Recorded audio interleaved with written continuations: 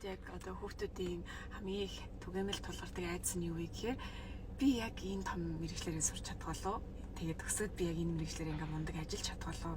Би чинь гэдэг нөгөө нэг өөрөө өөртөө ихтгэлгүй зан аягүй гарч ирдэг. Тэр энэ надад ч гэсэн толгорч ирсэн. Одоо аягүй том мэрэгжил яриад лээ. Тэгээд тэрийг ажил дээр гараад амьдрал дээр гараад би чадах юм болоо гэж аягүй айдаг гэсэн. Тэгээд яг амьдрал дээр гараад яадаг вэ гэхээр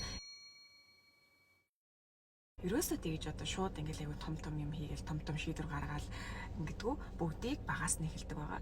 Тэр яг одоо жишээ нь нэг мэргэжлээ сураад за санхүүгийн жилээр сураад ажил дээр гарлаа гэхэд шууд ингээл одоо тэг дөнгөж их сургуульд орж ирсэн үртээ ингээл том шийдвэр гаргуулаад ингэж явдаг. Бүх зүйлийг эхнээс нь ингээд ажлын орчин өөрөө зааж өгөөд өөрөө сургаад явдаг байгаа. Тэгэхээр та хэд маань мэргэжлээ сонгохдоо яг тэр талаар битээ айж одоо өөртөө ихтгэлгүй байгаарай.